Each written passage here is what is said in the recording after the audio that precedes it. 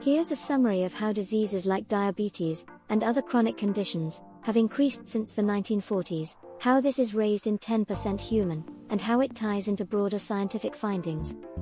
What the book raises in 10% human, author Alana Collin argues that many modern diseases, including allergies, autoimmune disorders, metabolic diseases, like diabetes, and inflammatory conditions, have become far more common since the mid-20th century.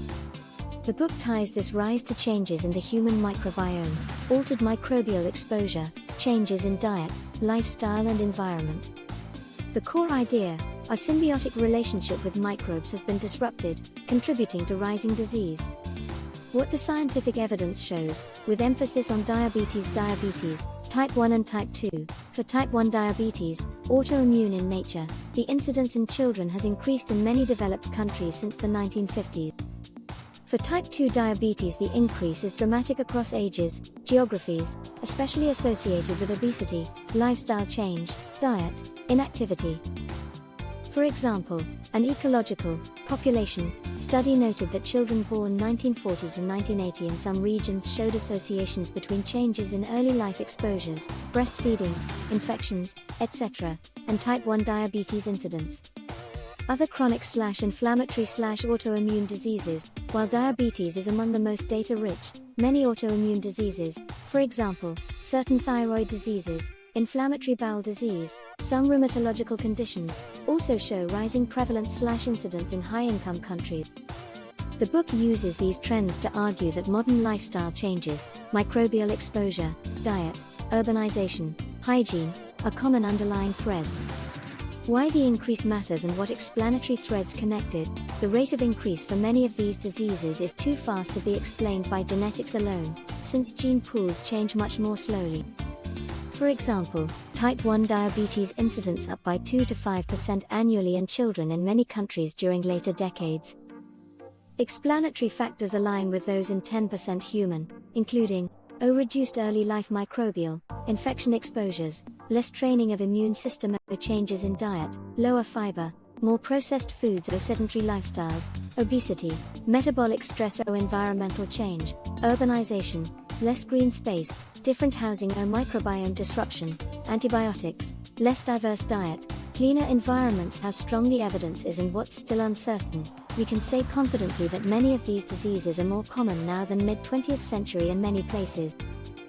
But we cannot always say precisely why each disease has increased, or to what degree each specific factor, diet, microbes, hygiene, pollution, contributes.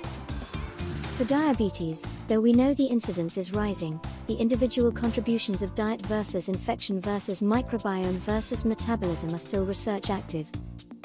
The book's narrative, while compelling, is somewhat broader and more integrative than what the current mechanistic science can fully validate. It synthesizes many threads into a unified theory, which is useful, but some gaps remain. 1. All autoimmune diseases, taken together. A recent large review estimates that, globally, autoimmune diseases as a group now affect roughly 5 to 10% of people in industrialized countries. The same analysis estimates that overall autoimmune incidence is rising by 19% per year and prevalence by 12% per year over recent decades. This is an aggregate across many different autoimmune conditions, not literally every disease measured since the 1940s. This fits the book's broad claim that autoimmune illness has become dramatically more common in the post-war, post-industrial lifestyle period. 2. Type 1 diabetes, autoimmune. In high-income countries, childhood type 1 diabetes incidence has increased several-fold since the mid-20th century.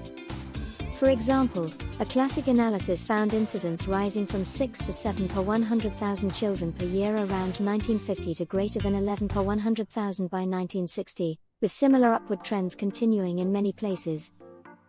Modern global data show that from 1990 to 2021, type 1 diabetes incidence and prevalence increased by roughly 30 to 40% worldwide, with particularly fast rises in high SDI regions, Europe, North America. So type 1 diabetes is a clear example of a post-war, immune-mediated disease with marked growth in incidence. 3. Type 2 diabetes, metabolic, inflammatory, not autoimmune, but central to the modern disease picture. Global age standardized adult diabetes prevalence, almost all type 2, roughly doubled between 1980 and 2014, from about 4 to 5% to 8 to 9%. The number of adults with diabetes increased from 108 million, 1980, to 422 million, 2014, and more recent estimates put the figure above 800 million, meaning more than a doubling again since 1990. This is the clearest large-scale example of a chronic disease that has exploded since mid-century, tightly linked to diet, obesity, inactivity and, indirectly, microbiome changes. 4. Multiple sclerosis, MS. A systematic review of MS incidence over the second half of the 20th century found increasing incidence and a rising female-to-male ratio, from 1.4 in 1955 to 2.3 by 2000, with incidence spreading into regions that previously had lower rates. Recent global burden analyses from 1990 to 2021 show continued increases in MS prevalence and incidence, especially in adults aged 20 to 54, and project further increases to 2035. So MS has shifted from a relatively rare, geographically constrained disease to a more common and more widely distributed autoimmune CNS condition. 5.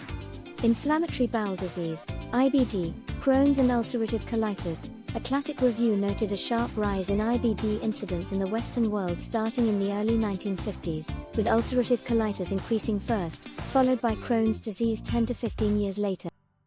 Modern data show that IBD has moved from a predominantly Western disease to a global disease, with European incidence now 10 to 46 per 100,000 per year, and rapidly rising incidence in newly industrializing regions. IBD is often used as a textbook example of how urbanization, Western diet and microbiome disruption track with rising immune-mediated disease. 6. Celiac disease, autoimmune, gluten-triggered. A major meta-analysis found that the incidence of biopsy-confirmed celiac disease has been increasing by about 7.5% per year over the past several decades in many regions. Current estimates suggest 1% of people in Western countries have celiac disease, up from a time when it was considered rare and usually only diagnosed in children with severe malabsorption.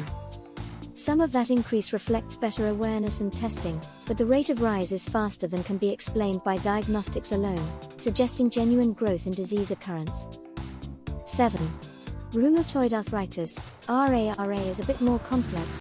In some classic cohorts, for example Rochester, Minnesota, incidence actually declined by 40 to 45% between the 1950s and 1990s, possibly reflecting smoking changes, hormonal factors, or other local influences. However, global analyses using modern data, 1990 to 2021, show that RA prevalence and absolute case numbers have increased worldwide, with about 17.9 million people affected globally in 2021 and a 13% increase in incidence rate since 1990. RA doesn't show a simple universal upward since 1940 trend, but overall global burden is rising, even if some individual regions saw earlier declines. 8. Asthma and allergy, not autoimmune, but key modern immune diseases. These are the classic non-autoimmune conditions 10% human uses to illustrate post-war change. UK data show that asthma symptoms, attacks and hospital use rose steeply from the 1950s to around the 1980s-1990s, then leveled off or partially declined in some age groups. Global analyses indicate that asthma prevalence increased from mid-20th century to the early 2000s, particularly in children, before stabilizing or declining in some regions. Overall asthma remains very common worldwide. Allergic rhinitis, eczema and food allergy show similar post-war rise patterns, though the numbers are harder to standardize across decades.